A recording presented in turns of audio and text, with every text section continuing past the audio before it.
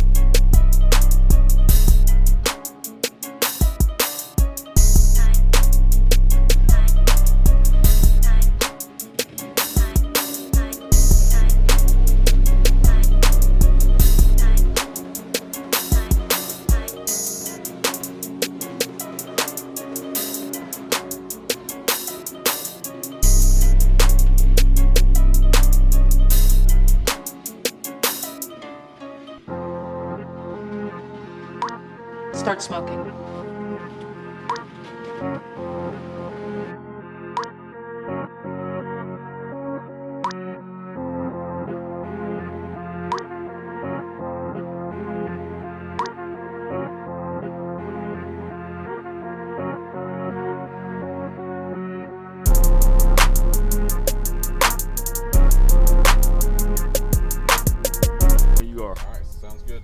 This is our ISX3300. This is our top of the line gas-powered commercial zero turn. The best way to describe the ISX series would be the F150, 250, and 350. So this is our F350. We got a 2200, which would be the 250, and then an 800, which would be the 150. Whenever we're talking about commercial grade zero turns or guys that are putting lots of hours on their stuff, I would always recommend going with the ISX series because it's got the 4 points of contact on the front caster right there, along with the large coilover shocks, of course. If you drop below the 800, you're going to get that that pivot point in the middle and the pivot in front axle, like you would on the Z3, like you're on your 1500, right? Gotcha. So that's why I always kind of say, look, you probably want to go at least the 800 on that one. But this is the 3300. We got Kawasaki engine options and Briggs Vanguard engine options on all of our units, except for the blowers. This one specifically has the 40 horse Vanguard with the oil guard system. If you wanted the Kawasaki engine option, you could go with the FX 1000, which would be the 38.5 Cowie. That would be EFI. If you're not a fan of EFI, you could go down to the 31 carbureted. Personally, I'm not gonna lose, anywhere from 7 to 9 horsepower. So, and the price point's not that significant either. So, we always want bigger and better. Oil guard system. I don't know if you're familiar with it, but it's a 500-hour oil change interval, and then you got the oil filter right in the top, quarter turn just to pop it out. I don't want to make a huge mess, but you see that automotive style oil filter right there. So that's nice, and you saw how easy you can replace that bad boy. Just turn it in right there. A lot of guys will zip tie that so you don't get some fool put gas in it.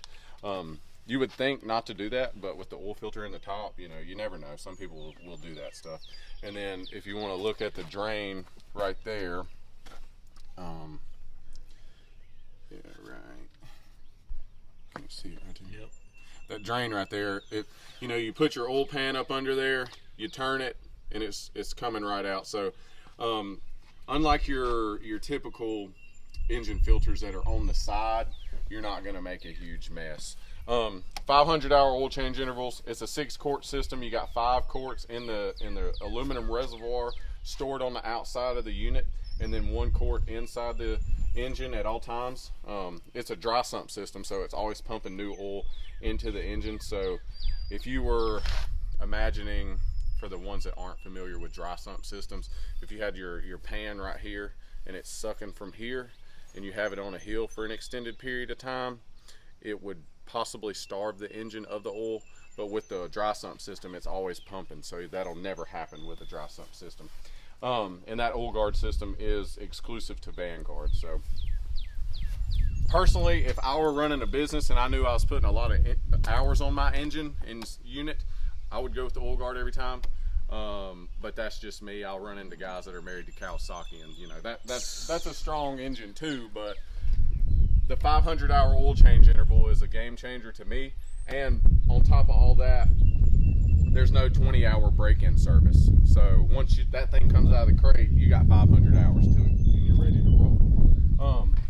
Up under the proverbial hood here, my electric battery died, so that's why it's a little dirty. But we run hydro gear transaxles on all our units. That would be a 100-hour break-in period, and then a 400-hour service interval after that. Independent reservoirs for the hydros, just in case you'd have one to fail, you wouldn't have any sort of cross-contamination into the other one.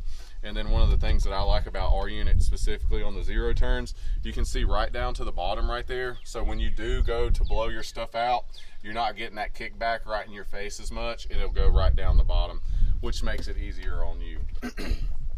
And then hydraulic oil sticker under the seat right here, and then belts and blade part numbers.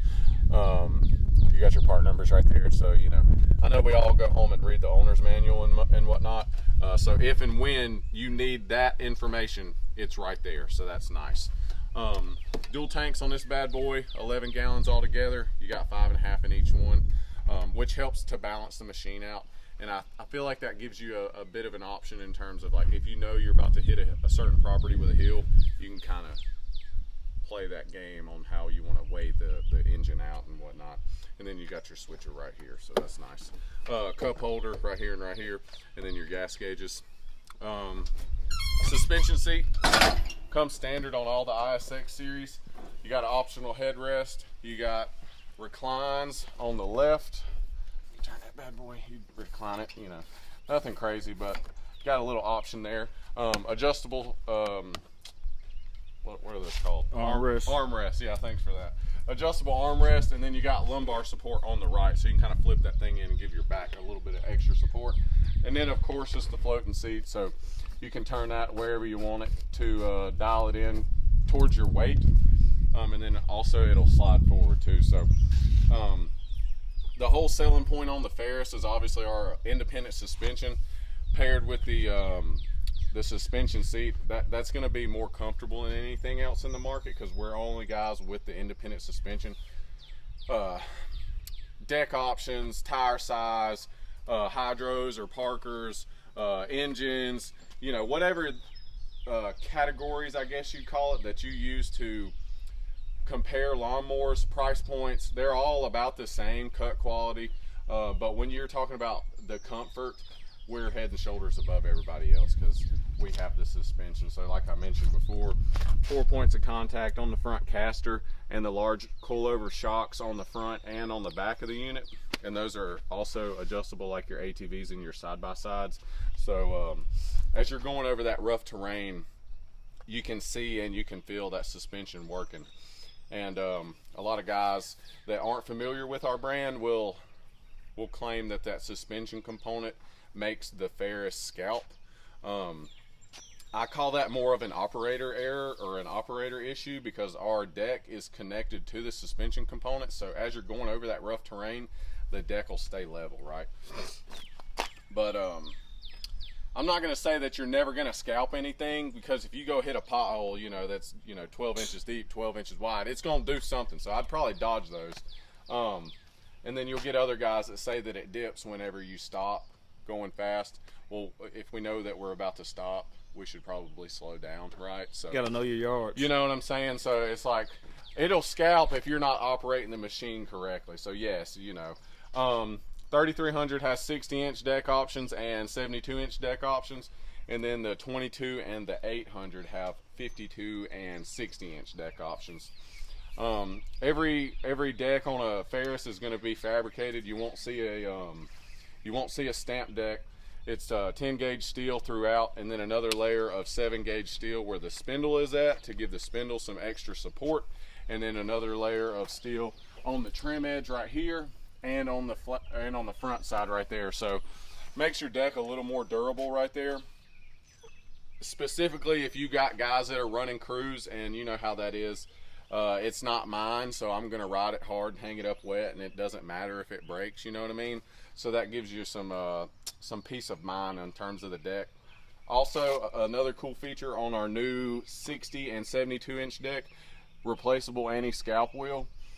So touching back on guys that are running your units that don't necessarily care as much, this is made like a break point right here. So if they do run it into something, this will break, and you can just take these 2 bolts out and replace that anti-scalp wheel instead of it possibly bending the deck. So that's a nice feature right there. Geez, look at that. Z3 stand on. This is our biggest, baddest one. It's got the independent suspension, the pivot and front axle, and the control arms. This one has the 37 horse Vanguard, so you'll never be lacking any power with that one. EFI, and it has the oil guard system also. You can review the video on the 3300 on that, but I will show the drain tube, which is nice right there, right to the ground. So you're not making a mess on that one. That's nice.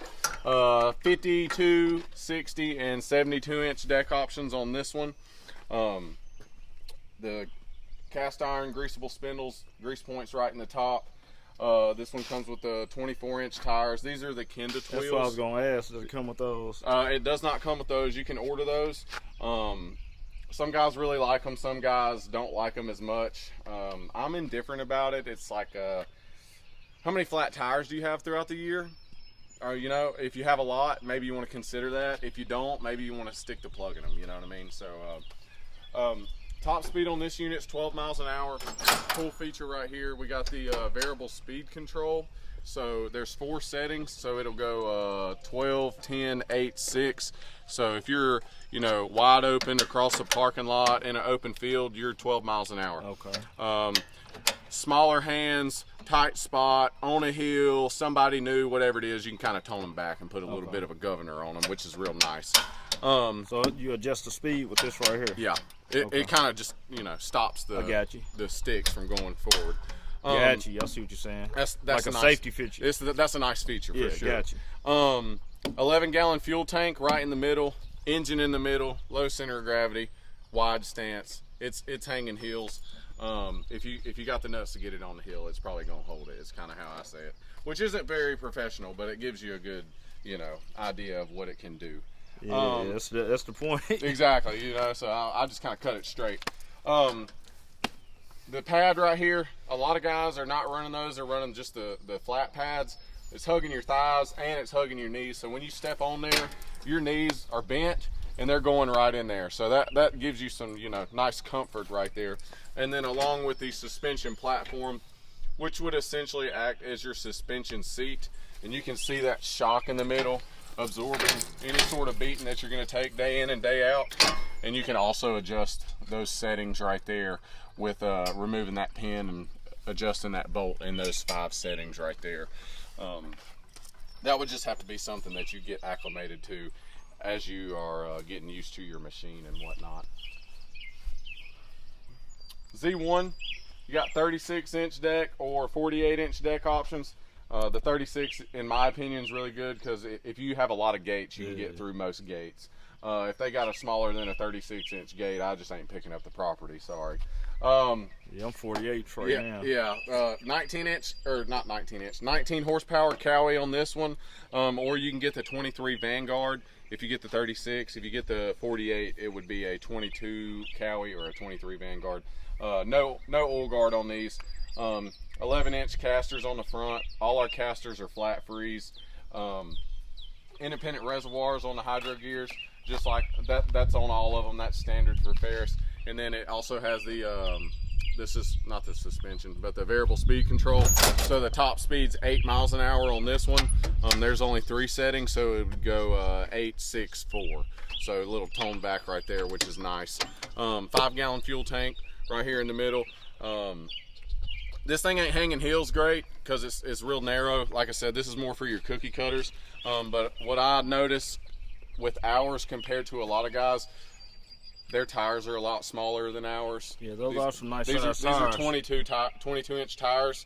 You know, some of the competing brands are running a lot smaller tires, which is not a good commercial feature in my opinion.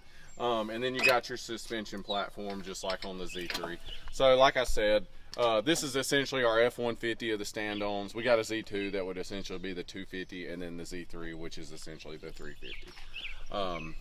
And then cut height's 4.5 all the way down to 1 3/4. The only thing about the Z1 and the Z2, those are rigid frame machines. The Z3 is the only stand-on with the independent suspension.